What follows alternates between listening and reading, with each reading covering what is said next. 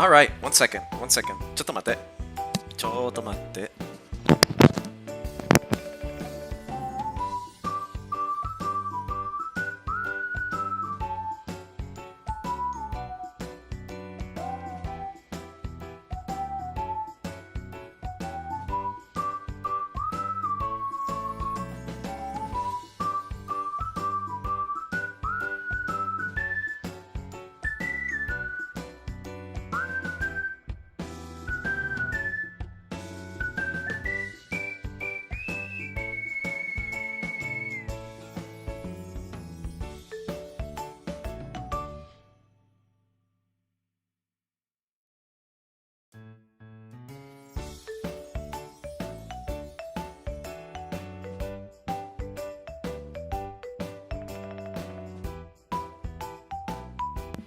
Well, Apple's being a piece of shit. Whatever. I'll figure it out. One second.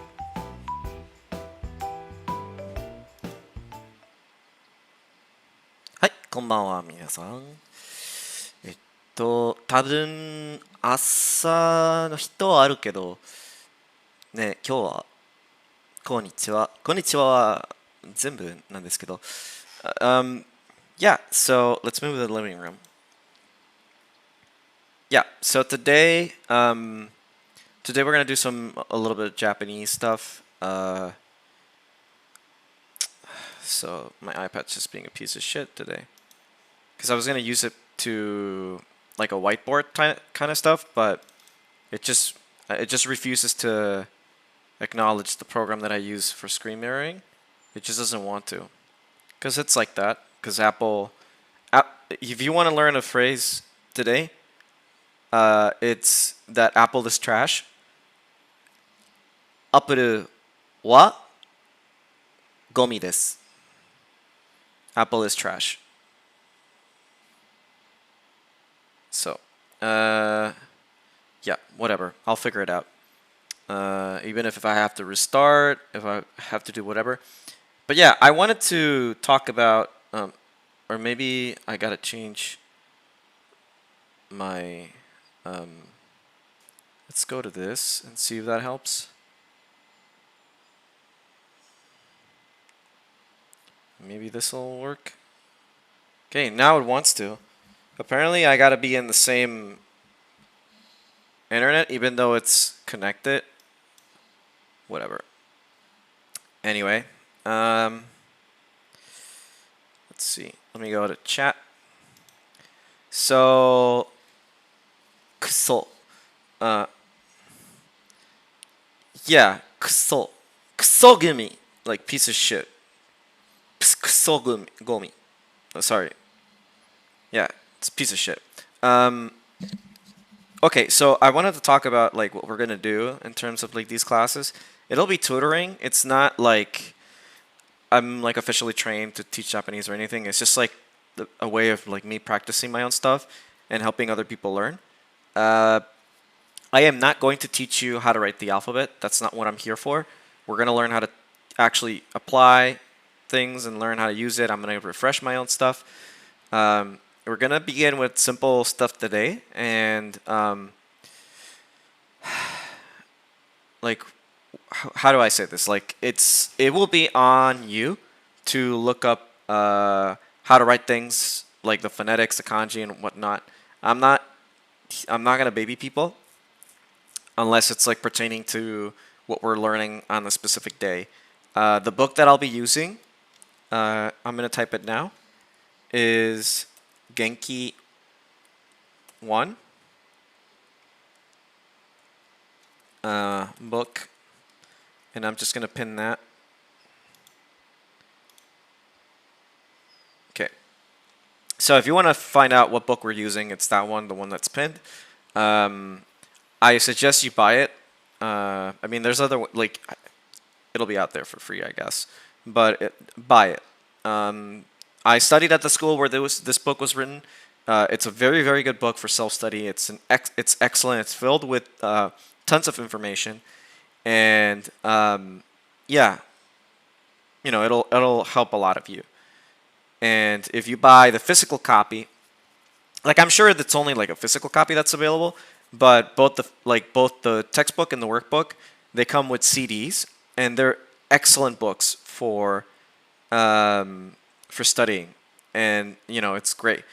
There will be other books that I would recommend in the long run, but for now, just focus on that one, because the ones that I would recommend are for JLPT, and we gotta get you guys off the ground. So yeah, let's get started, because I want to keep these sessions to like an hour chunks, so they're like digestible and people can come back to them. Maybe an hour and a half if people get questions and stuff like that.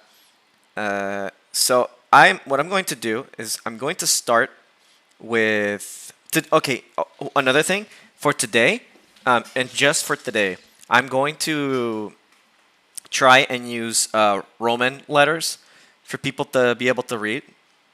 And after that, I'm not gonna bother. Like because the thing is, like, teaching writing, I tried it last time when I used to stream on Twitch, and it took so long because it was just like teaching the letter and then teaching words, which is the way that classes would do it. But I'm more focused on teaching you how to be more practical in the speaking part, because that's kind of what I'm better at than writing. And yeah, I'll try to, like, for future classes, have vocabulary that you guys can use. But we're going to focus on structures and grammar, and like I'm going to explain how things were explained to me. And I'll obviously, in the middle of these streams, if I have to correct myself for whatever reason, I will do so. But let's move to the media room so that I can... Okay, well, not yet. So what I want to do is I want to bring up something. I mean, something is going to come up. That's what I want to bring up. We're going to start with greetings, but I don't remember the order in which I downloaded them, because that's how it'd be. Okay. So this, oh, god damn it. Are you serious? Okay.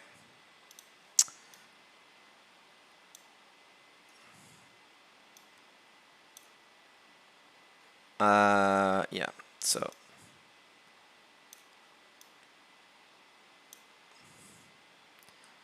and I'm gonna make myself smaller because I'm just here to teach and help learn, and I don't need to be in the way. Let me go find some suitable music, something that will not get me claimed. Well, let's lo-fi, Japanese, copyright, no copyright. Yeah, all right, whatever. This will do.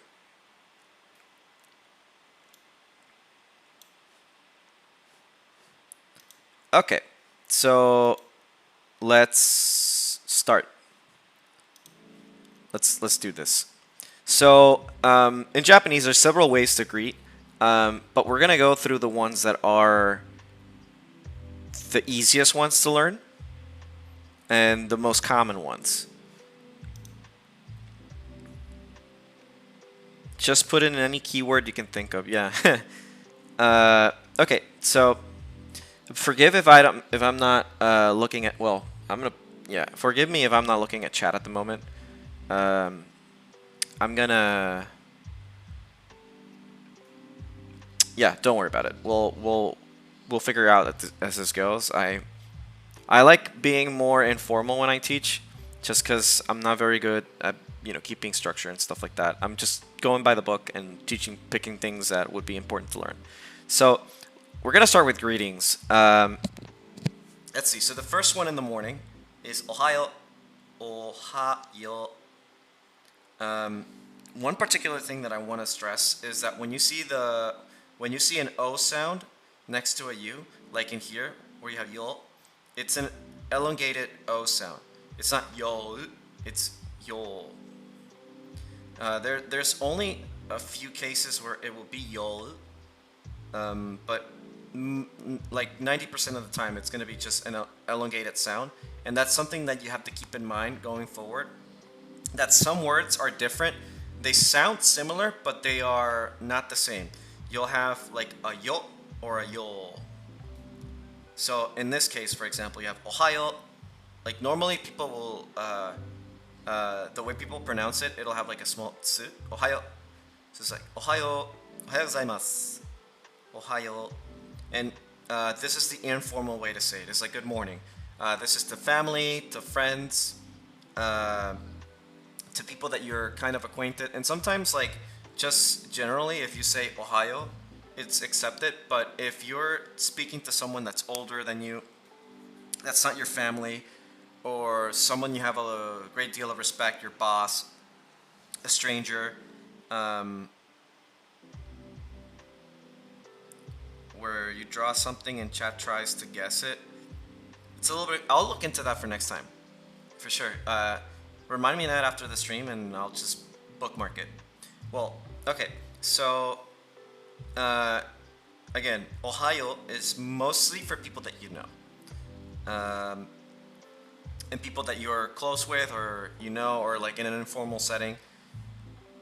Ohayo gozaimasu is the formal way to say it. It's ohayo gozaimasu is for people that, like I said, that are older than you but not your family, people that you respect, people that, like your boss at your workplace, your superior, strangers. Normally it's more respectful if you use ohayo gozaimasu. Younger folk, like people that are teens and stuff like that, they'll use ohayo to say, to say hello, and that's kind of accepted. It's not like it's not frowned upon if you just say ohayo as an adult. It's just, people are kind of like, okay, well, you wanna go with ohayo gozaimasu if it's in a setting where you don't know people, just so people get a better impression of you. It's not that it's a negative impression if you use ohayo, but it's more of like, it's the difference between arriving at a place where you don't know anybody and you say, yo, what's up? Versus, hey, hello, good morning. Like there's not a one-to-one comparison, because in the West we're very informal, generally speaking, but there's a difference between saying like getting to a place, again, where you don't know anybody and saying like, what's up? People are going to be like, well, this guy, people just give you like a weird glance, but not think much of it. But if you arrive and you're like proper and you're like, oh, like good morning, how's it going?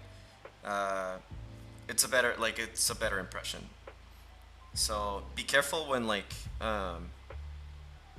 you are, let me make this bigger so we're focused. So be careful when when you're in a setting that you don't know anybody. Try to say ohayo gozaimasu. In the internet, it doesn't really matter because it's already an informal setting, and people just don't give a shit. Like everyone's like making memes and trolling, so ohayo gozaimasu, and you can use ohayo. But these are for morning. You can jokingly use it like, if it's nighttime, it's like 3 in the morning, it's like dark as shit, and your friend is still working up, you can go like ohayo, and it's like, oh yeah, like haha, very funny. Okay, so for the afternoon, you have konnichiwa. Konnichiwa. So this is for afternoon, like good afternoon. But something of note is that konnichiwa can be used pretty much anytime. It's not like, it's just like hello. Konnichiwa is just hello. If you're in a context where it's like you want to specify good afternoon, it's just like you can say konnichiwa. Like brightest, like it's like 1 in the afternoon, you're having lunch, and you meet up with someone, it's like konnichiwa, but you can say it anytime. Like like this one specifically, it's just like regardless of the hour, you can use it. It's just hello, or good afternoon. But if you use it in the day, like in the morning, nobody's gonna like bat an eye. At least in my experience, I've heard like konnichiwa. But normally, like people would say Ohio more often in the morning than you would hear people say konbanwa. It really depends on type of person you're dealing with. But like in the morning, people will be very specific about Ohio. But when it's like 11 up, people will like 11 a.m. in the morning, like forward, it's just gonna people are just gonna say konnichiwa. And if it's very late, people will say konbanwa. So at night, konbanwa. As we all know, it's always afternoon somewhere in the world. Yeah, exactly. So here's the thing. Konbanwa is late at night, or just like at night. When I've spoken with my friends in Japan, I've been out and about, my Japanese friends, mind you. I've used konnichiwa at night, but you will be... I don't know how to explain it, but it's like a thing where you will like, based on your cultural experience or like just being there, you get used to saying one or the other, depending on the hour. There's been times where people, like, I say konnichiwa at like 8 at night and they don't say anything, and then there's been other situations where I just say konnichiwa and it's like, oh, konbanwa. They respond with konbanwa. So it's not like... Konnichiwa is more generally used in informal settings and just during the day. And even on the internet, or if you write an email, if you write... Okay, yeah. So that's another thing. Like when you write emails or you write like or like text messages to your friends, doesn't matter the hour. Konnichiwa is okay. There's other words that you can use that are independent of the time, like yaho or haro. Like those are, but we're not gonna learn those because those are super informal, and those are more just between friends and stuff. But then you have like, at night, I can't tell you specifically what, like, if it's dark, you can say konbanwa. But sometimes it's like, in winter, it gets like dark super early, so you'll just end up saying like konbanwa at like 5 in the afternoon or 6 in the afternoon. So it's kind of just like, whenever the sun's out, if it's like early in the morning to like 11 or something, Ohio. After that, go with konnichiwa, and then once it's like, if it's dark, konbanwa. I'm pretty sure everyone knows this one because it's it's kind of universal. Like a lot of people use it. Sayonara. So it's like goodbye. There's no formal or informal version of this. It's just sayonara. It's basically see you. There's many other ways to say goodbye. People say bye-bye or ja ne, but in this case, we're focusing on sayonara, which is just, doesn't matter the setting, doesn't matter if it's people that you know, you don't know, if it's your boss or whatever. Sayonara works. Sayonara is, and the Keigo version, sayonara bitch. Sayonara kuso gake. Yeah, sayonara is... It's just like the easiest way to... There's many other ways, but Also, sayonara doesn't matter the time. It's... Yeah, you can say, okay, because we're going to move to the next one, and I will explain in a little bit, but sayonara doesn't matter the time, doesn't matter the setting, it always applies. It's basically like, see you later, pretty much, and typically used when you're probably gonna see the person some other time or whatever. Like it doesn't matter if like you're also. I also think it doesn't matter if you're never gonna see this person again. But sayonara is like just the proper way to say it. Oyasumi nasai. So oyasumi nasai is if you translate it directly, it's like you better sleep or you better sleep good. But it's basically like sleep well or good night, or like sleep tight. There's many ways to interpret it, but you get the idea. It's you can also say it in any context, but it's typically like let's say you've hung out with your friends, you went to a restaurant. It's like 8 at night and everyone's going home, or it's like 9 p.m. Obviously, like there's no way you guys are gonna like meet up again because you don't have any plans. Basically, everyone's just gonna go home, do whatever, and then fall asleep. In this case, you can say, instead of saying sayonara, well, you can say sayonara oyasumi nasai. So, you know, after saying goodbye, you could say sleep well, or like you know, get some rest. In this case, you have the mom to the kid saying oyasumi nasai. That's very typical. Oyasumi nasai in your own house.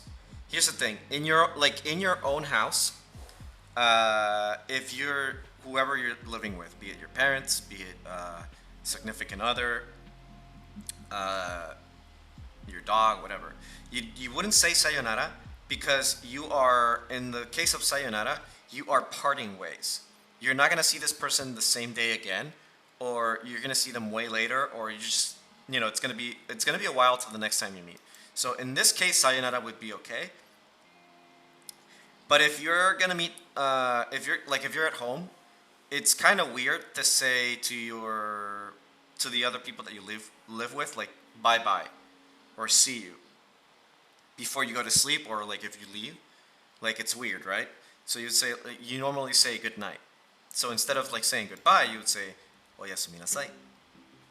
If it's at night and you're just gonna go retire to your room, or you're not gonna see them again until tomorrow, for whatever reason. In this case, use oyasumi nasai.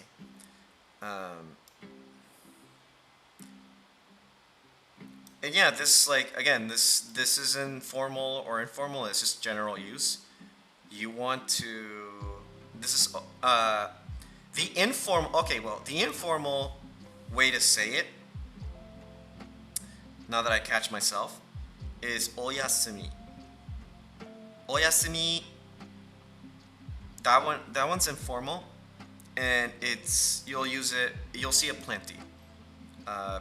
Japanese people love cutting words down, as do most language people from different countries. They just love cutting words down. Oyasumi is like between friends or people that you know, or on the internet, with strangers, you type oyasumi. You don't have to write oyasumi nasai. It's not weird or anything. It's just like people just type oyasumi, and that's perfectly acceptable. However, be careful not to say it with people. Just between family friends is fine. Just don't avoid trying to use truncated words and stuff with in settings where you need to be polite. That's something that you need to keep in mind. General rule of thumb: say the entire thing. Saying the entire thing with propriety is the polite thing to do. If it's truncated, it's probably not polite. Sometimes it is, but generally not. So be mindful of that. All right. So before we move on to the next set of greetings, let's go over them again. So ohayo. Ohayo gozaimasu. Konnichiwa. Konbanwa. Sayonara. Oyasumi nasai. Okay. we go. I'll have a list of the words later. Just, yeah. So let's move to the next one. Let me choose a different one. If I'm not mistaken, it should be... Yeah, it's this one. Okay. Now we're getting into some cultural stuff. This is all cultural, and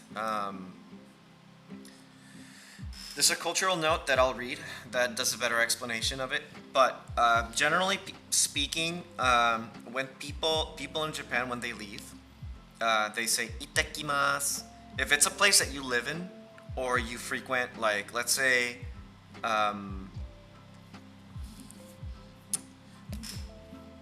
No, okay, here's a better explanation. Man, I suck at explaining. Okay, so generally speaking, itakimasu, iterasai, is generally spoken on places where you leave but will return. So, let's say home.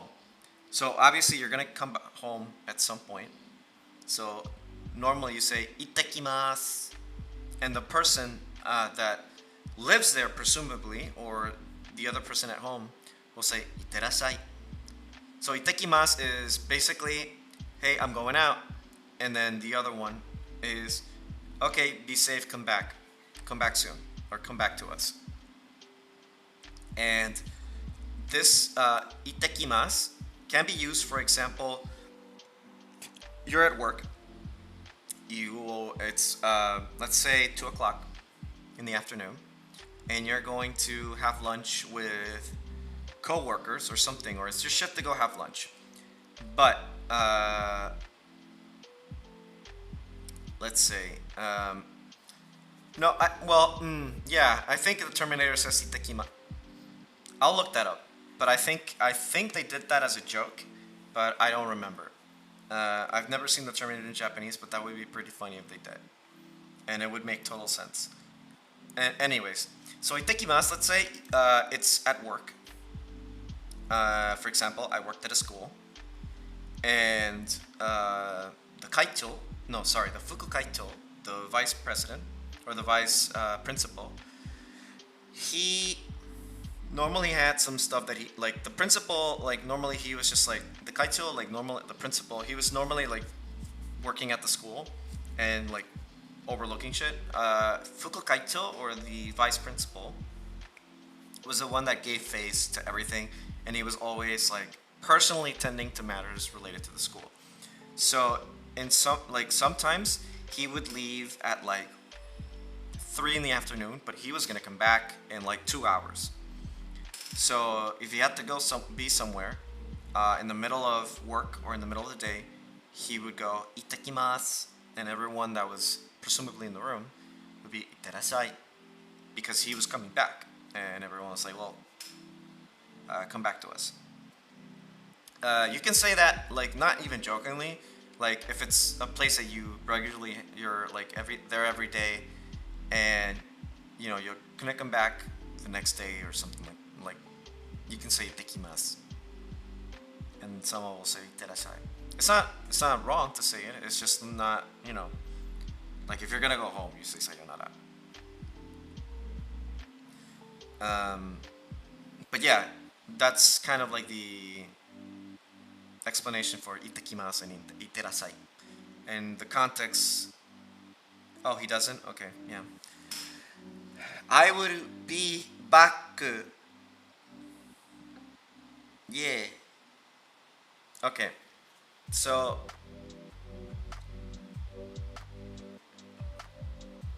Tadaima okaeri nasai. Tadaima is, you know, basically I have returned. I'm back. And okaeri nasai is basically welcome home or welcome back.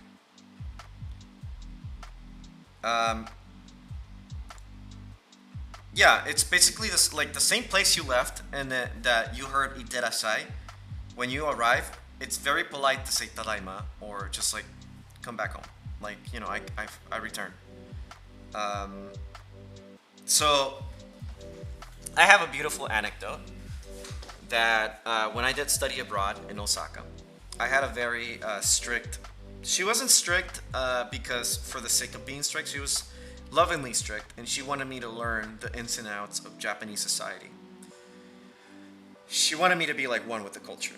And so for about a week, I had to get used to saying "ittekimasu," "itterashai," and sometimes I would rush down the stairs, like grab whatever like was in the plate, eat it, and just leave. I would get reprimanded, and the mom would be like "itterashai," and then I would be like, "Oh right, "ittekimasu." So I had to get used to saying "ittekimasu," "itterashai," because normally it's also a way of letting people know that you left, because sometimes people aren't like paying attention or they're distracted by something, and then they're like, "Oh, okay, he left." And so okay, what does the chisai tsu do in "itterashai"? I guess to modify. Okay, so let me explain here. I did actually do that once, the toast with the mouth, but it was like way before I even knew this was like a trope. So, chisaitsu would do something like it makes the sound harder. So in "ittekimasu," it would be like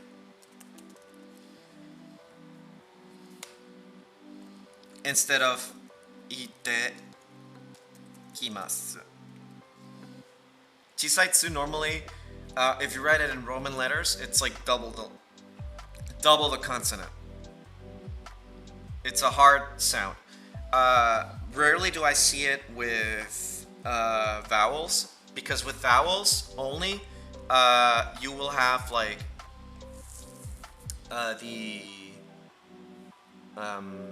like if you have like you would have another a or like another next to it, or if you had e and you wanted to extend the e sound, it would obviously be like e. And same with it. Like rarely do you see the shisaitsu used to extend vowels. It doesn't happen. So yeah, let's see. Okay, I'm sure a lot of you have seen this, but for those of you that haven't, I think it's also I would be remiss if I didn't explain this. Before and after eating, one of the many important things to do. So before eating, people in Japan say "itadakimasu," and they clasp their hand together. It's basically saying thank you for the food. Whether or not you're religious, this is, I found, a very polite thing to do, because they are whatever they believe in, or whatever you don't believe in, but it's still a form of saying, in a few words, whatever make this possible to be here for me to eat, thank you. It's basically what the translation is, or like the feeling is. It's basically saying "itadakimasu" is basically like thank you for the meal, or thank you for the meal that I'm about to eat. Thank you to all, the farmer that, broke his back to get this bowl of rice here for me, or, for the cow that died for me to be able to eat this steak, or etc., etc. It's a genuinely like good feeling. I really like this specifically, "itadakimasu." I really like it. Yeah, it's incredibly impolite if before eating you don't say this. I've seen people eat without saying it, and that's not like, it's not that it's uncommon, but it's outside of Japan, obviously, like I don't say it because it's like, I'll say it in my own language or something like that. But in Japan, like there was never not a moment before eating that I would say this. it's for me, it was one of the most culturally moving things that I adopted into my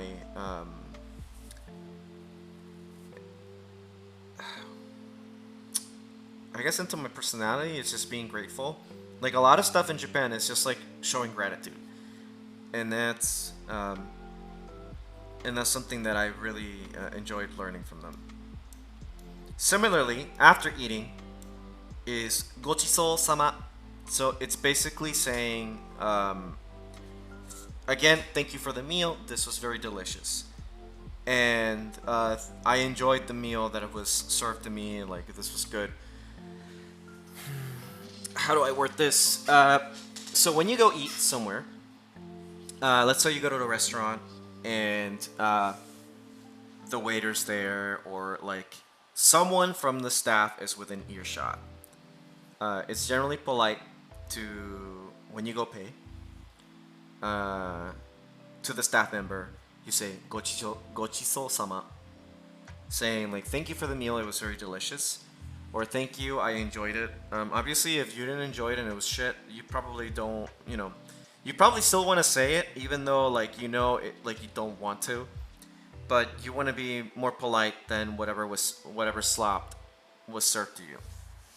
But gochiso sama is like if you go to a small restaurant where it's like a mom and pop shop, and the old chef is there, and you just want to look at him in the eye, or like even if he's not looking at you, like yell it through whatever window and just like gochiso sama, and it'll be very polite, and people will be like, it's generally a good feeling. So if you ever have the chance to go to Japan and you go to like a ramen shop and you have like some delicious ramen, and the chef is there, he made it, and like your booth is right in front of him, when you're done eating, you say it to him, and then you say it to the staff member. I think it's a good thing to practice. It seems like something that strengthens a kind spirit, as slow yourself down to show respect. Yeah. So here's the thing that I've learned. It's just like a lot of these things may not seem, they're like, oh, this is something that they do in Japan. But when you apply it in real life, when you do this repeatedly, it does make you appreciate things a whole lot more. You will, just whether or not you're using it in Japanese language, or whether or not you ever go to Japan, you'll realize like, wow, like I need to be more grateful for things that are in my life. Even the small things, like, a lot of people are going through hardships. A lot of people don't make it through the hardships. But, if you're going through hardships, like, it makes more sense to appreciate the small things that happen in your life. And being able to eat, which not everybody can do, or at least, like, there's a lot of people that can't. Being able to eat every day, or having like a delicious meal in front of you, that's something that it's something to be grateful about. And that's something that I learned living in Japan and learning Japanese, when my teachers would teach me that, and they would explain like, this is the reason why we say it, and that's also the reason why I'm explaining it to you, because I could have been like, okay, this is like itadakimasu, this is what you say when you eat, like just make sure you say it, blah blah blah. But I'm like trying to like convey, because that's the one thing I love about the Japanese language. There's a lot of things that have a deeper cultural meaning, and there's a meaning behind it, or there's a reason why people say it. And I think it's one of the most important things to learn, and one thing that'll help you learn the language, because it'll stay with you, because then you'll be like, oh, I have, like, this is why. And a lot, and like, it's also like a way of life. Believe it or not, like this language. There's a lot of things that you look at it and it's like, well, we don't do this in English. Like, there's no need. We don't like,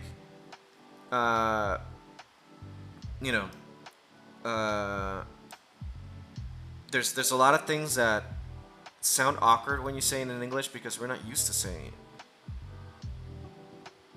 right?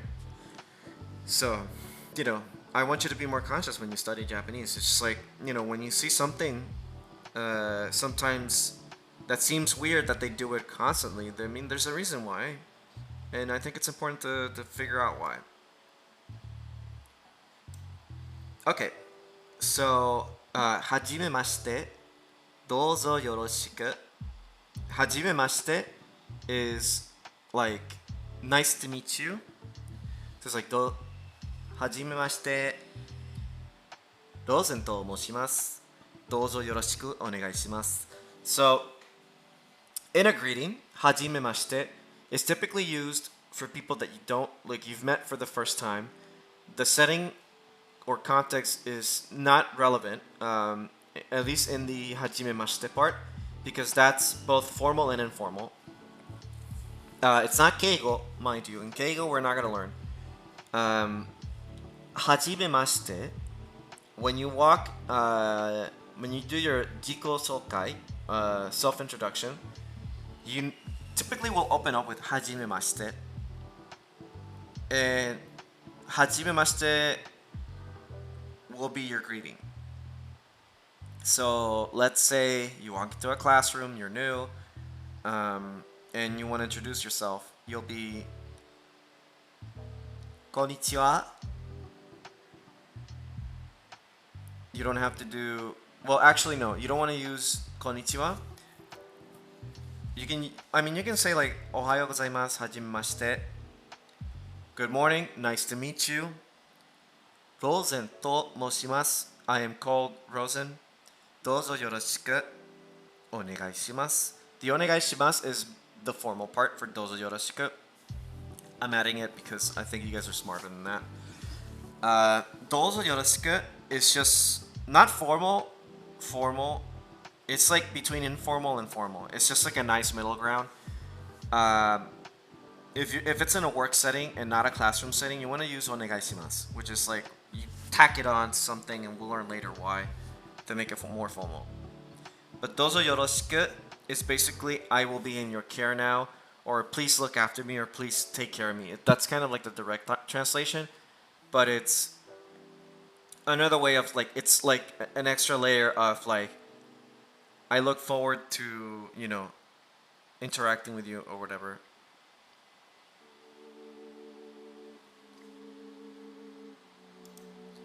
And this is where you ask Moruka if he called you a loser. Well, I probably don't understand the reference. Anyways, so yeah, so こんにちは、はじめまして。ローゼンと申します。どうぞよろしくお願いいたします。So yeah, はじめまして is nice to meet you. どうぞよろしく. I look forward to our time together, or like it's nice to meet you, or like it's a pleasure to meet you, or it's a pleasure, or I'm in your care, or for now just leave it as like a closer. So let's go back. So when you meet someone, when you leave the house, your work or whatever, but you're going to be back. So again, if you live in your house, in your home, you're gonna leave, you're gonna come back later, obviously. Or you, at your job, you have to go somewhere, but you'll be back in like an hour, or like you'll be back the same day before you actually go for home. Sorry. 行ってきます. And the person, or if someone leaves and says that to you, 行ってらっしゃい. When you're back, right? When you're back to your work or your home, ただいま.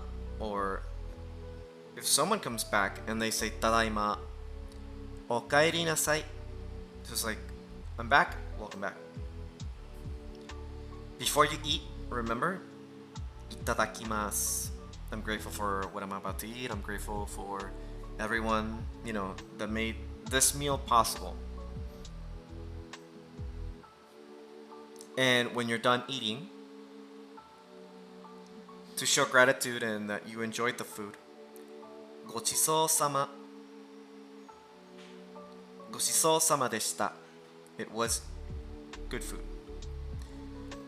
And if you're going to introduce yourself to someone, or you're going to introduce, your first time meeting a group of people, or you walk into a classroom, you walk into your new job, はじめまして Nice to meet you どうぞよろしく You know, I'll be in your care or like it's I look forward to our time like, you know, it's a pleasure to be your acquaintance. So let's look at the next one. And then I'll go to okay. And then finally, you guys know these ones. ありがとうございます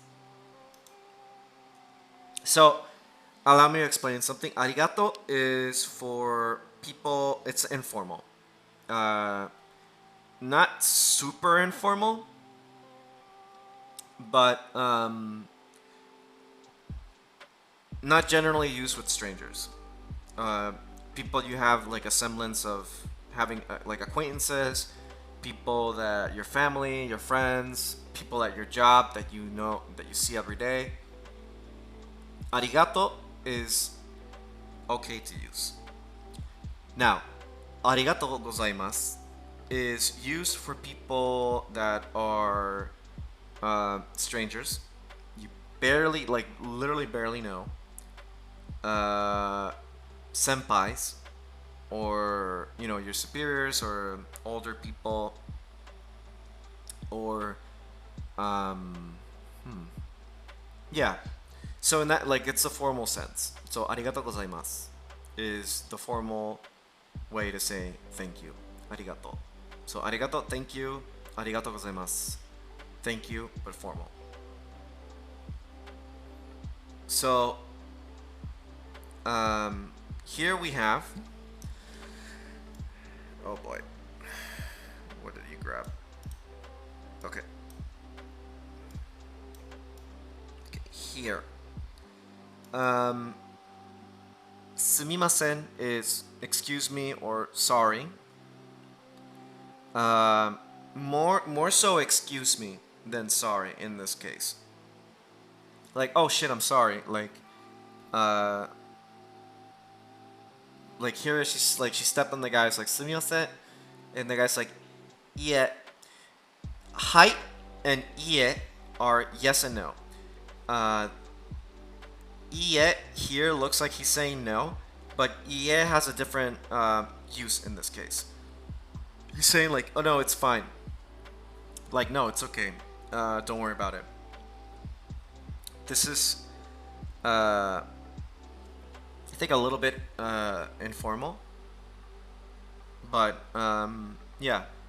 So if, like, you know, you accidentally, not intentionally, you accidentally do something wrong to someone, or like you're like, oh shit, I'm sorry, like, sumimasen. It's okay in informal or formal settings. Typically in formal settings, you'll say gomennasai. Gomennasai. But sumimasen generally works. Ie, yeah, like, yeah, that works generally. So be careful. Just be mindful that when you say ie here in this case, it's not literally no. It's like with a lot of Japanese, it's like a lot of words. It's just context heavy, and in this case, it's just like, don't worry about it. Like, it's fine. No, it's okay.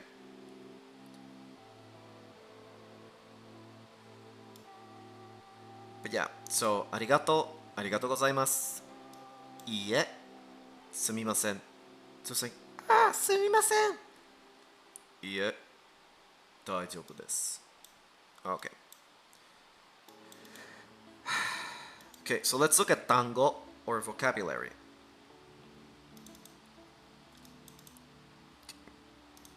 Before I move to a little bit of grammar, because I think, yeah, it's a little less than I wanted to do, but I think we want to start at some functional stuff before we move forward.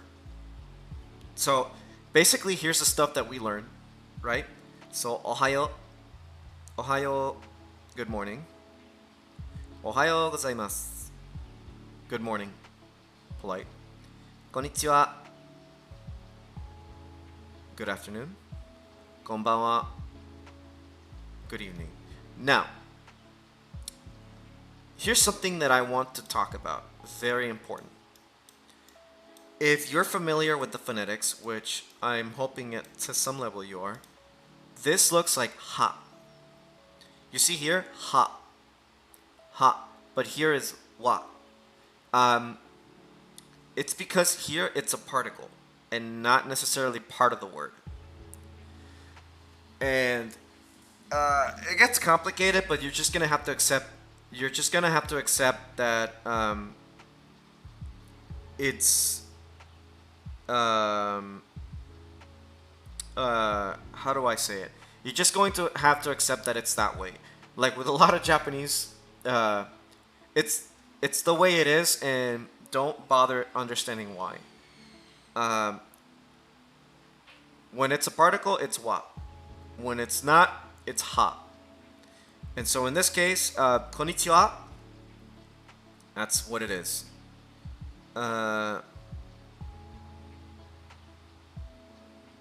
Can't see a cursor. Yeah, but no, it's okay. Like, that's why I zoomed out. Here, I'll make it bigger. So, again, you see here, Ohayo, the ha, ha, and you see below where the ha would be, but it's a wa. That just happens. In the middle of a sentence, if you see this letter, it'll typically, if it's not attached to a word, it'll be a particle, and it'll mean wa, which is denotes subject or the direct object. So you need to be careful.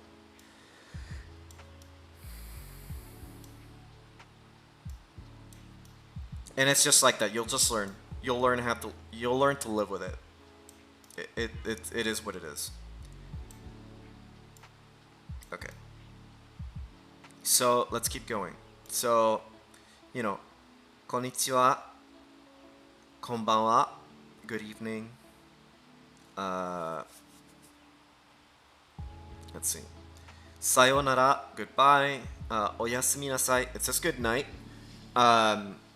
But again, like I explained, this is like sweet dreams, or like this is like if you're saying goodbye for the day, definite leave, and it's like nighttime and people are going to sleep, oyasumi nasai.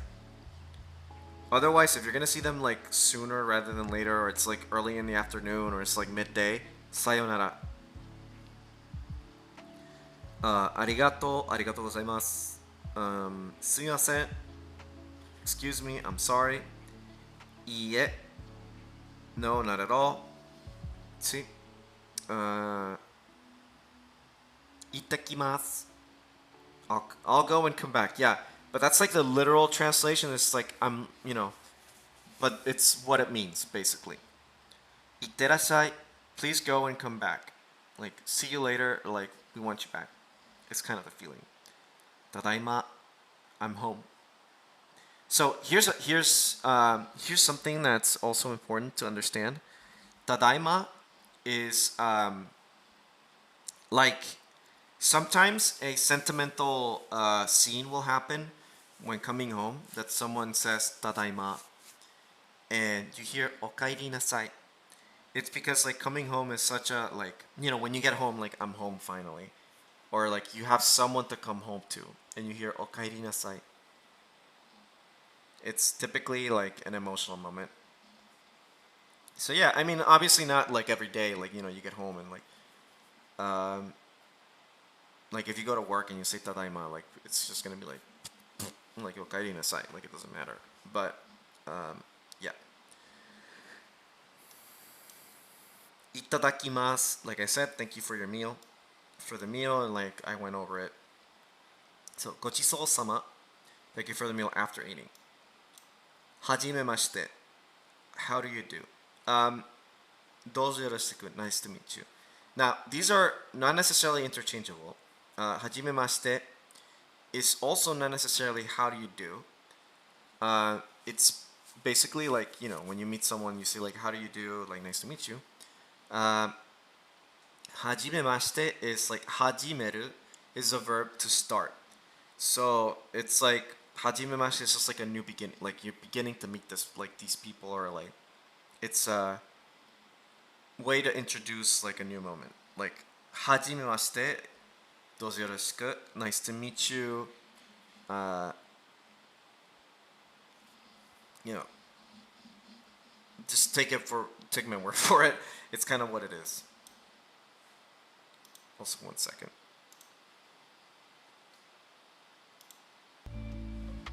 Okay. All right. Give me 1 second. Let me check something. Okay. Now,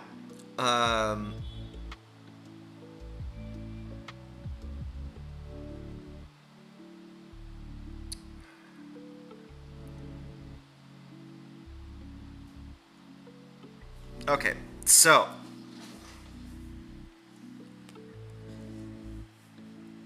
here's we're gonna talk about something important.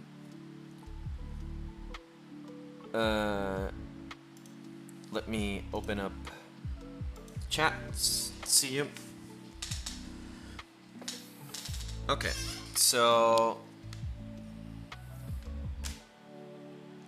let me open up my drawing. And this is kind of where I'll leave it for today because I think it's important. And we'll do some exercises together. And this will be the last 30 minutes. And then if anyone has any questions, we'll go over them together. So,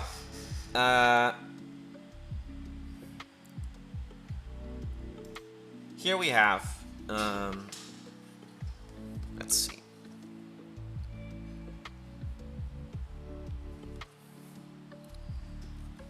Okay, 1 second. I think I would be better to use...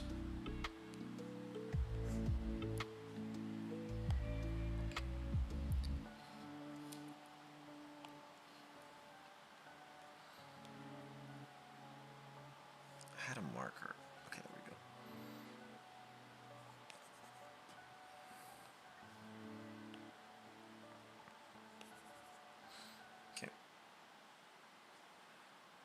Okay, so let's talk about basic sentence structure. So we're going to start with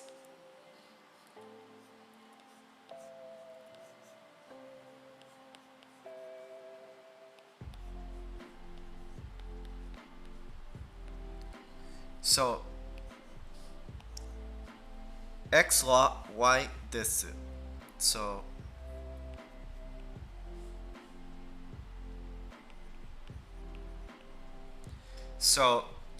this is your typical,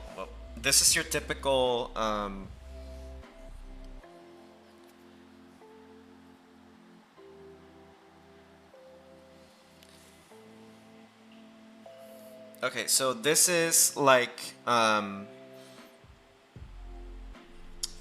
the basic way of writing a sentence. Not basically, wa will denote the subject of the sentence. So let's say you want to talk about 私は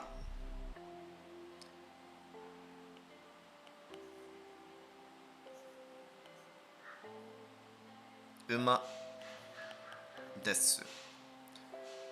So I'm going to use something that's more okay,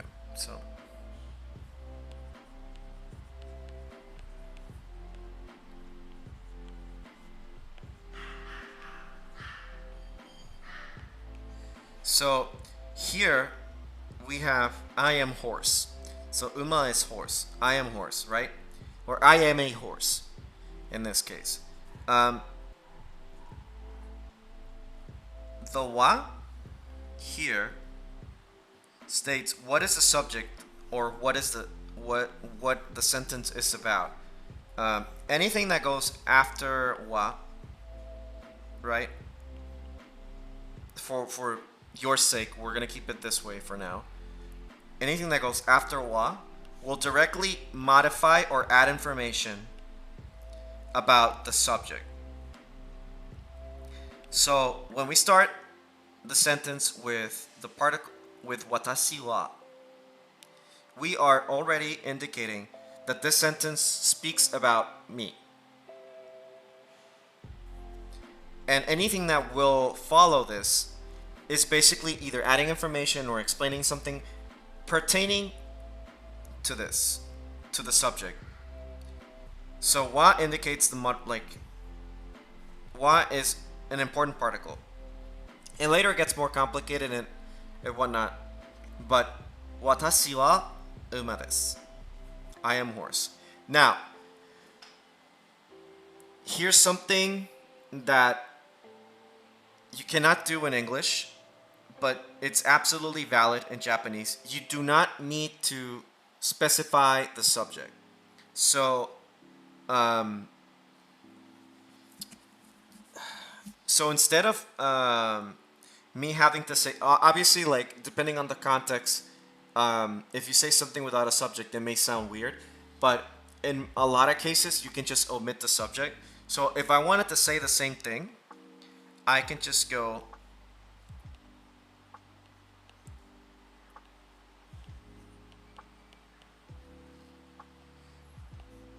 so here, right?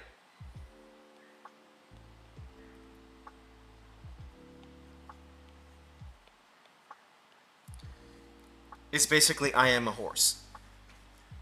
But you like within the context that we're talking about, let's say, oh, watashi wa Amerikajin desu, like I'm an American or something like that. You would already say anata wa, or like you, and then I would say, oh, uma desu, like I am a horse. I don't have to specify watashi wa so and so. And so let's talk about desu. So desu is basically directly translated as dot dot dot. No, it is. So basically, like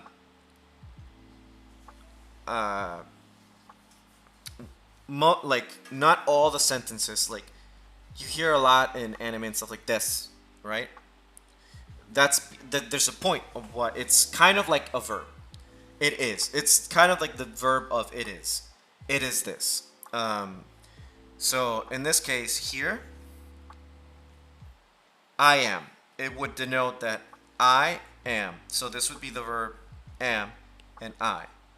They're apart, but in Japanese, verbs typically go at the end. They go at the end because that indicates that, you know, everything that went before it, it's pertaining to this verb modify, like, you know, it's the like the direct object or indirect object goes way before the verb, and the important verb goes last. So whatever it is that you're doing, you could give millions of explanations of everything. You can add so many descriptions, so many verbs, but it'll go at the end most of the times. And so, here's how we understand desu. Understand it as the verb of it is, or is. Not to exist or that something is, because that's a different verb. But is. It's more of like the verb to describe to say something, right? So, let's see. Yeah, I think this would be a good way to explain it. Yeah, so, you know, watashi wa. Again, in Japanese, you don't have to have the subject. But obviously, like, you know, like most things in Japanese, context-based. You don't want to omit the subject without, you know, it being understood that the way you're saying it or the context in which you're saying it is understood. Because let's take another example that would make it will help you understand a situation where you don't need the subject. So let's say it's like you're working hard and it's barely fucking like 2 in the afternoon and you're like worked to the bone. Ah, ne, 2時だ or like 2時です like it's only like まだ2時です like mada, don't worry about mada. I'm just trying to give you an example where you would omit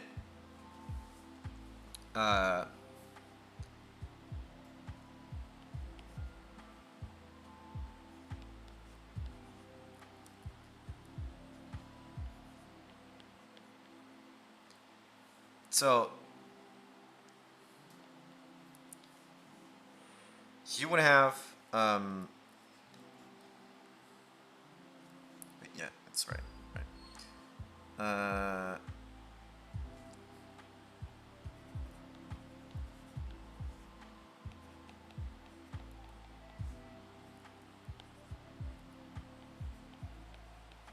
So in this case, you can omit the subject because you don't have to specify that it is like the time is 2 o'clock. You don't have to say, like you don't have to specify time is 2 o'clock. Like in this context, the subject is understood that it is 2 o'clock. And let me see if the book gives another example. That would be good for me to show, because this one I came up with. So yeah, in Japanese normally you don't have to say the subject. Yeah, another way that you would understand that you don't need to see the subject is like if you're eating something, let's say you're eating ramen.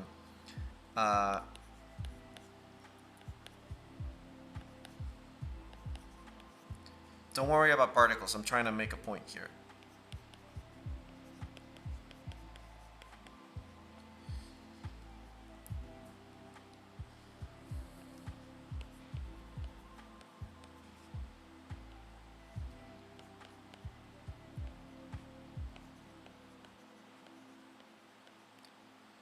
So this is the verb to eat, right? And obviously ramen, and don't worry about this particle. We'll talk about that at some other point. But over here, the one that's talking about eating ramen, or that I'm going to eat ramen or whatever, is understood as I, right? Or if they're talking about someone else, it's like, no, he's going to eat ramen, or they're going to eat ramen, or she's going to eat ramen. You don't have to add the subject. In English, I think it's you have to I don't English isn't my first language, but I think you're supposed to have a subject all the time. There's never not a situation where you would omit the subject. But yeah. So if you ever hear a sentence without a subject, it's totally normal in Japanese. That's kind of like most of the way people talk. It's normal, unless they're talking about someone in specific, omitting the subject is absolutely normal. Not necessary in Japanese to have a subject, unless it is. So, let's do a few exercises. Let me see if I can find one. Then for next time, I'll just have and then we'll do question sentences next time, and then let's see. Yeah, so here are a few things that we can work on next time. But I'm gonna look up practice exercises.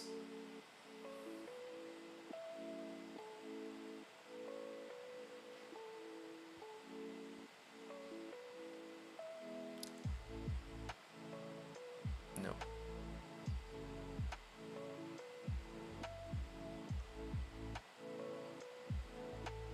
Okay, well,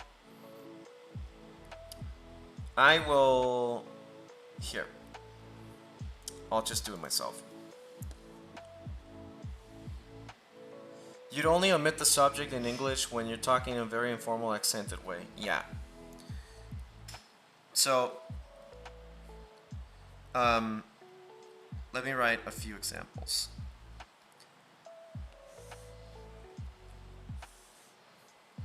So here we're going to have a few sentences, and I'll do 3 of it each. Of ones with subject and ones where you have to omit the subject. So let's do teacher, horse.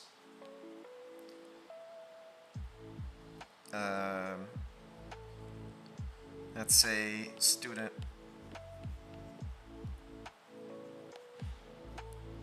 Let's say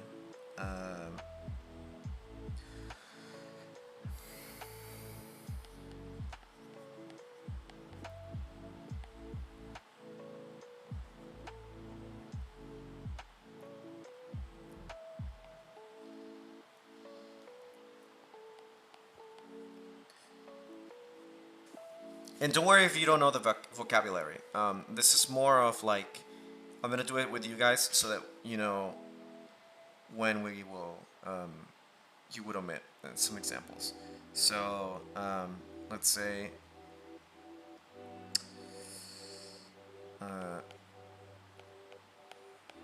pizza. Let's see another one.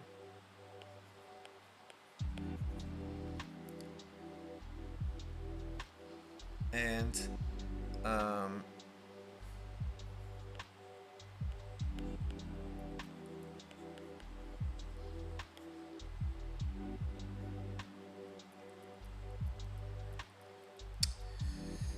no, I'm gonna use neighbor.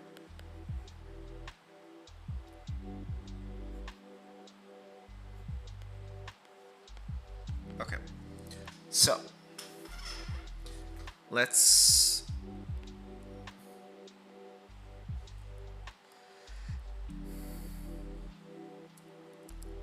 do the exercises together.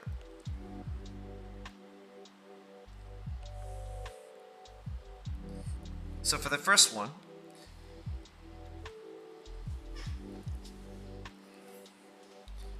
we have 2 words. So teacher and horse. Now, here's the important thing.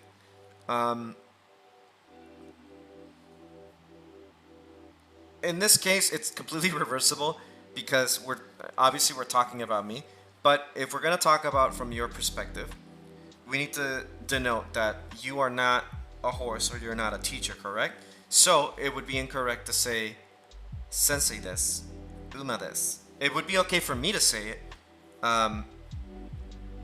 but because in this case, you guys are talking, it would be kind of incorrect to say. So obviously you have to denote.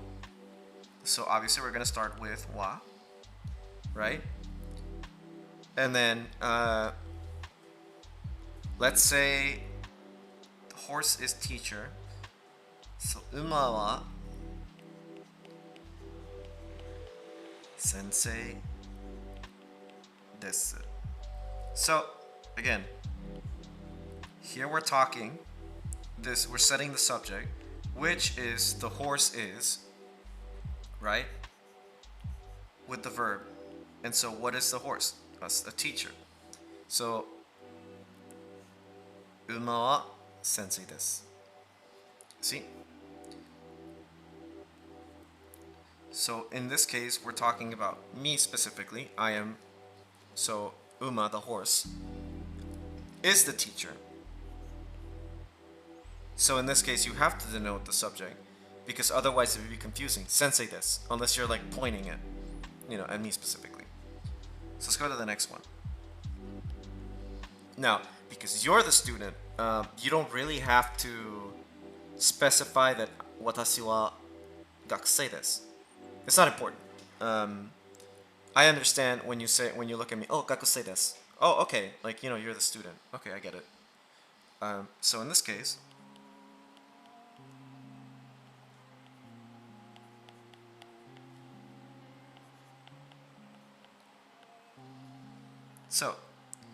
case, subject is omitted. And we only need to mention desu. So, in this case, it's completely understood, I am the student, without having to mention I. So we're omitting in this case. Now, I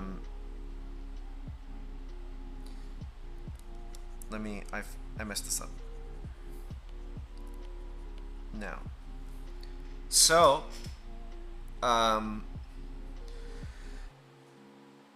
we're going to talk about a specific moment. So if someone asks you, what time is it? You don't have to specify the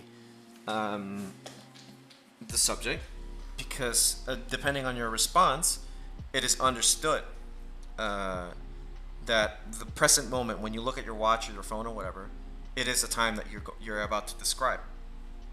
But in this case, because I wrote now, so you're gonna write ima.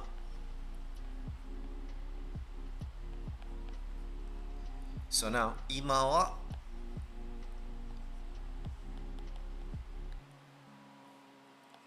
kuji desu.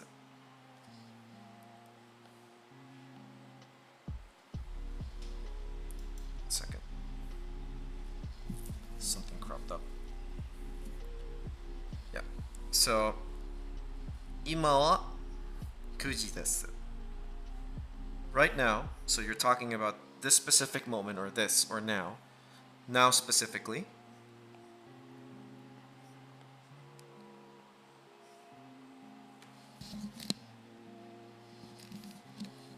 Is 9 o'clock, kuji.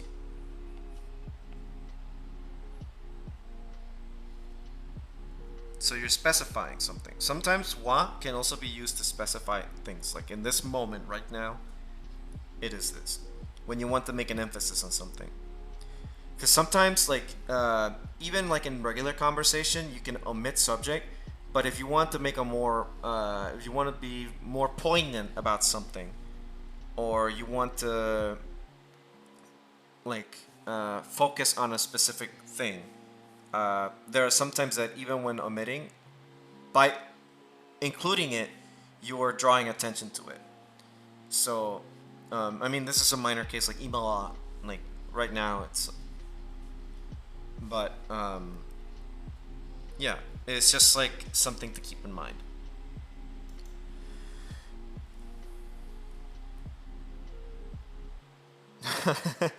I mean, the WhatsApp, and I'm more than happy to help people outside of the classroom. But we're coming up on almost the end, because I wanted to keep this bite-sized, and all we did was, do introductions. I talked a little bit about each specific thing, and we did. I spoke about basic grammar structure, which is helpful. So, but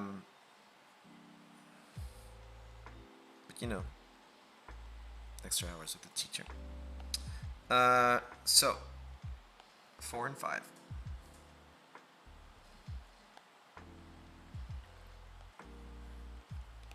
Again, 4 is just pizza, right?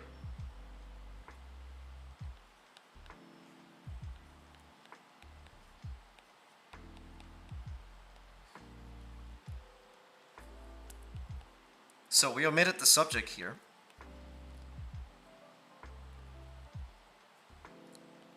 But then here, we're mentioning pizza. Obviously, in this context, you're not saying that you are pizza, but in the general subject, when you would say something like this specific food, this is like I am, you wouldn't say I am pizza, right? I mean, unless you are. Then if you're a pizza person, then, I'm gonna have to eat you. But if we're talking about like this is a pizza. Like honestly, like if you're omitting the subject, it's because something you're talking about specifically, or something that you want, or something in whatever context. This. So let's say. I don't know. Like the thing is, like depending on the question, this would be your answer. But if you're saying like someone asks you like, "Oh, what's that over there?" Then you would say pizza des. Like you don't have to say like, "Ah, あれは何ですか?" "Ah, pizza des." You don't have to say like あれは like that over there. What is that over there? Pizza. Like even in English, like if someone asks you like, "Hey, what's that over there?" You wouldn't respond, "Oh, that thing over there is this." Like normally it's like, "Oh, it's pizza." Unless you're like trying to like, that thing over there, oh, that's pizza. So in Japanese it's just like, don't not necessary to include the subject. This is just another example of a situation where you would omit the subject. And I'm sorry I'm harping a lot on this particular part, but I think it's important moving forward that sometimes like you're not gonna have a subject, and I know that for some people that's confusing. And I want to take this step by step and take my time with certain things. And I hope what I've been explaining is it's clear. If I'm not being clear, don't worry. Like please tell me. I would appreciate it. But yeah.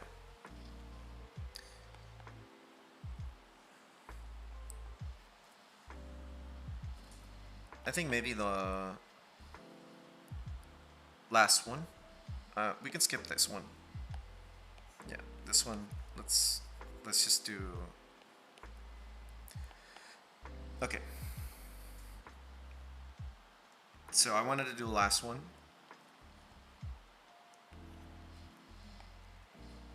So.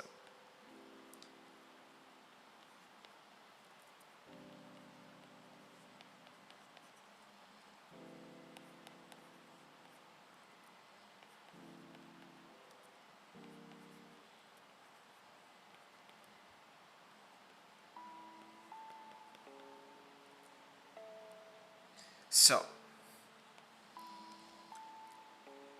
before, I was using subject to describe subject, right?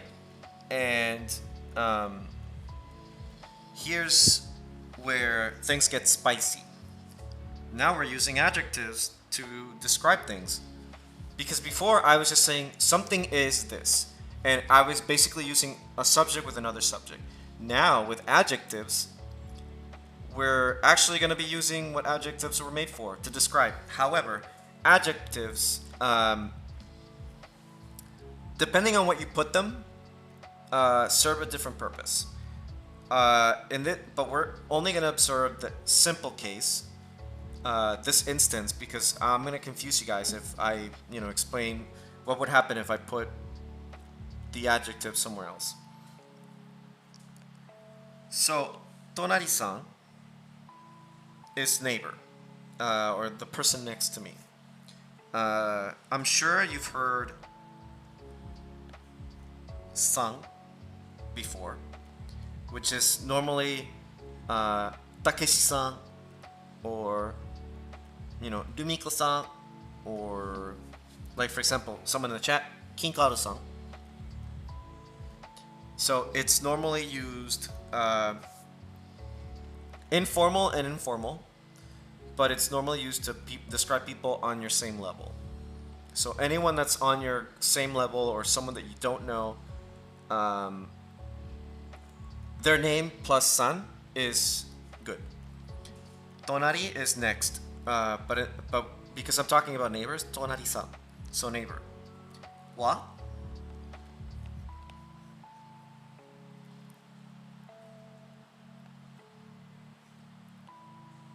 Modifying. So the subject is the neighbor. And now we have an adjective. So we're describing kawaii. Kawaii is cute. So here I'm using the adjective to describe my neighbors. So I'm saying the neighbors are cute. So 隣さんは可愛いです。So the neighbors are cute. I'm using an adjective to describe something. In this case, it's completely valid to use what? Because you're saying the neighbors are what? What are they? Oh, they're cute. Or the neighbors are students or whatever. Hopefully that's self-explanatory. They are. 隣さんは可愛いです。So basically, again, to reiterate,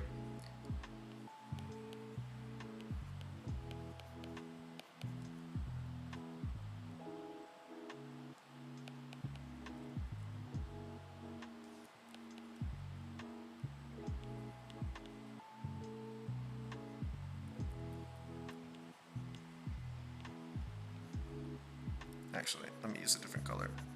It's kind of bugging me. So, noun. So, subject. Right? Or word plus what? Plus noun.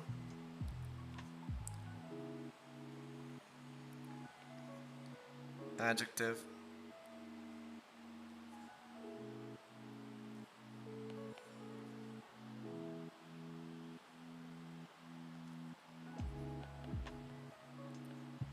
This basic this math problem you see here is the basic way to form your sentences. Any word really you can use, like whether it be an adjective or whatever, because anything that comes before what can be turned into a noun, basically, because the what is used to denote, like I was explaining, the what is used to denote the subject. Again, subject can be omitted depending on the context or if it's not really needed. If I were to put the adjective here, right?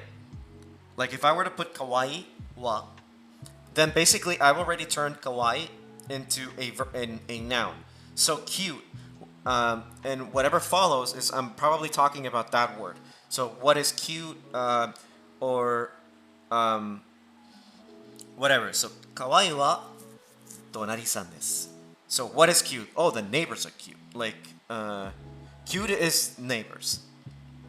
In that sense, like I don't know how I would paraphrase it, but yeah, keep in mind that anything before wa is gonna be the subject of the sentence if you're including a subject at all.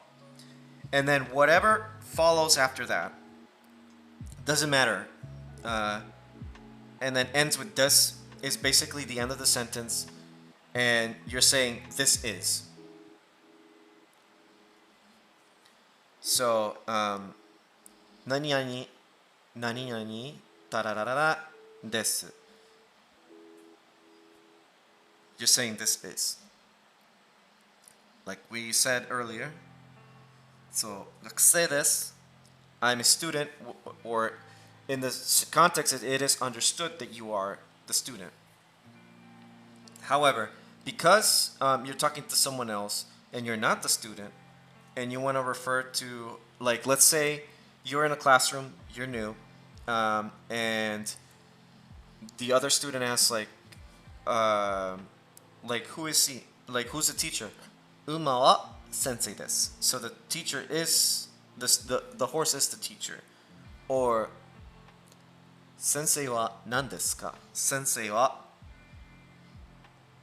uma desu. The teacher is a horse. If someone asks you what is, so in that sense, like, again, we viewed a few situations where you would omit the subject, and other situations where it would be important to include it. But like we said, but the most important thing I want you to understand is that wa indicates the subject.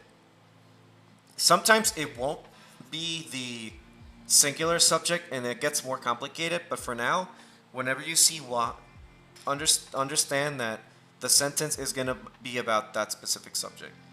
And my internet is shit.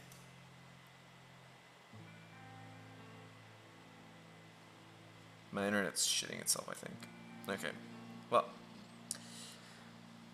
Anyways. And then desu is it is, or this is, or whatever. But yeah. Yeah, I think that's about it. Does anyone have any questions before, I move on to the living room and, close up shop for the day? Any comments or anything about, well, we'll leave the comments and stuff for later, but if there's any clarification that you want, now's the moment. And then when I move on to the living room, we'll talk about what we experienced here today. Like any questions or whatever?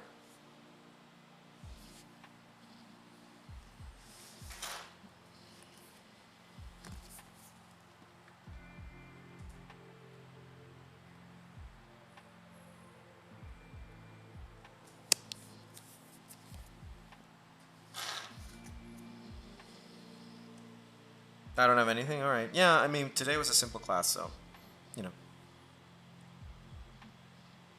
Nope. All right, sweet. Next time I will be a little bit more prepared. I'll have, we'll go review these things. Then we'll go over numbers and stuff like that. But yeah, let's move to the living room and chat a little bit.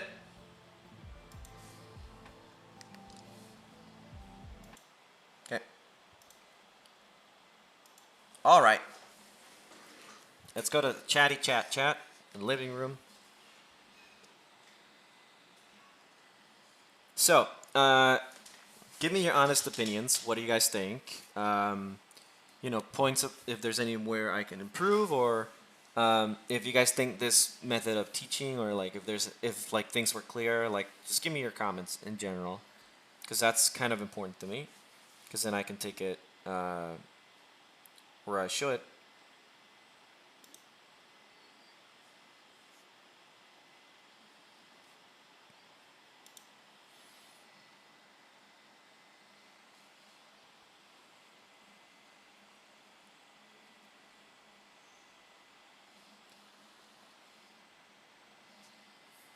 Good teaching method.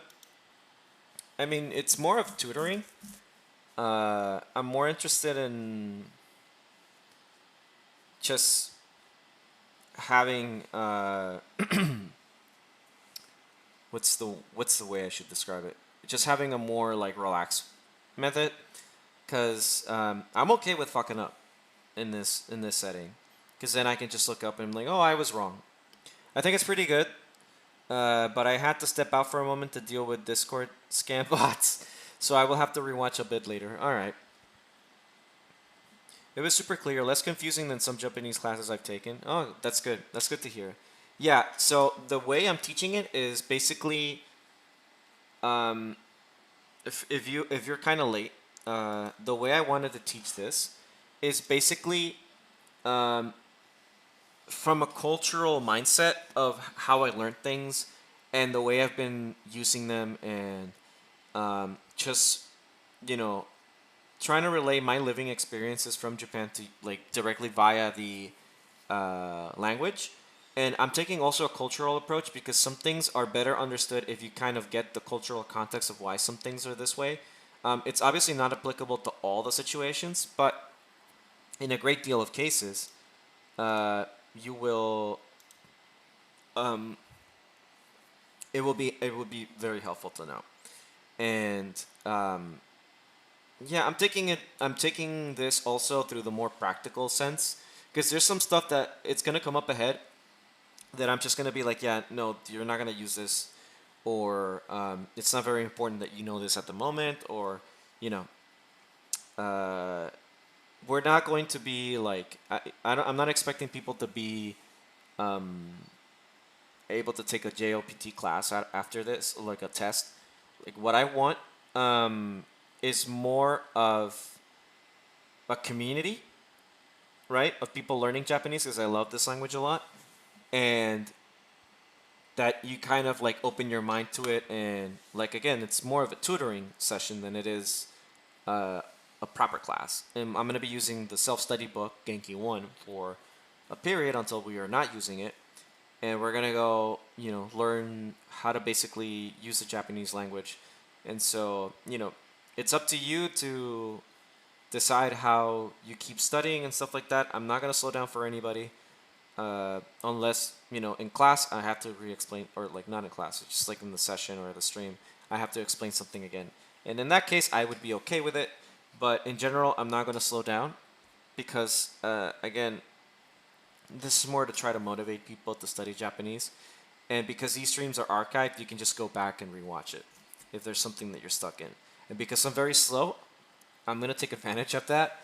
And, you take advantage of me repeating myself like 20 fucking million times, and that way maybe something will stick. But yeah, I want everyone to just like enjoy Japanese, and I'll try to figure ways to make these sessions more enjoyable.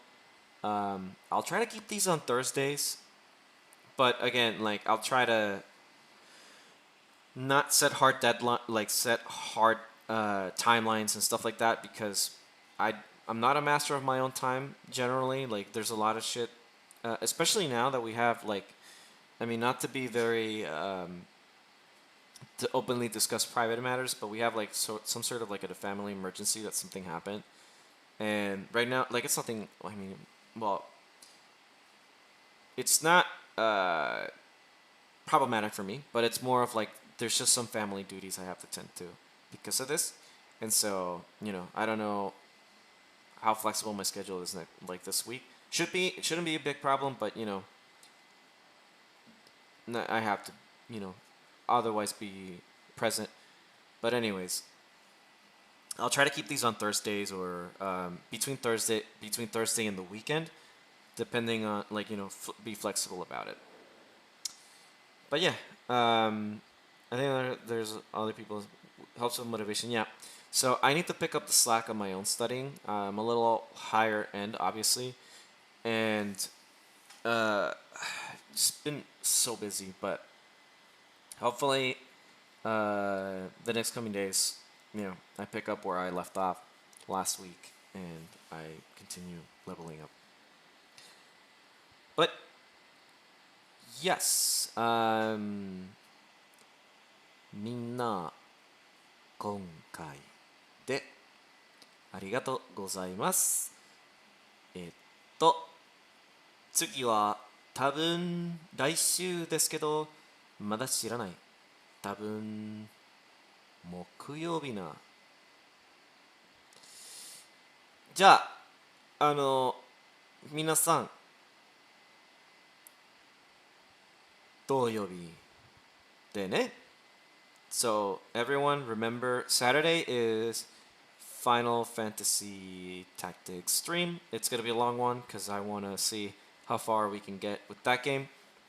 Because it's not a terribly long game and I'm already overleveled. I will probably burn through a lot of the content on Saturday, and then maybe we'll have 1 or 2 more streams left of it. And I'll try to do like long form streams for that one, so we can move on to something fun, like it's fun, like that game is fun for me, but I know that like those types of games that are taxes are a little more drawn out for some people. But I will try to do like a short form game or like a Legend of Zelda randomized run. And yes, I'm gonna start at 1300 hours Eastern time on Saturday, so it's gonna be early, it's gonna be long, and hopefully uninterrupted. But, again, don't control my own time. I wish I did. Anyways, I will walk you all outside. じゃあ皆さん、来てくれたありがとうございました。じゃあ気をつけてください。おやすみなさい。バイ。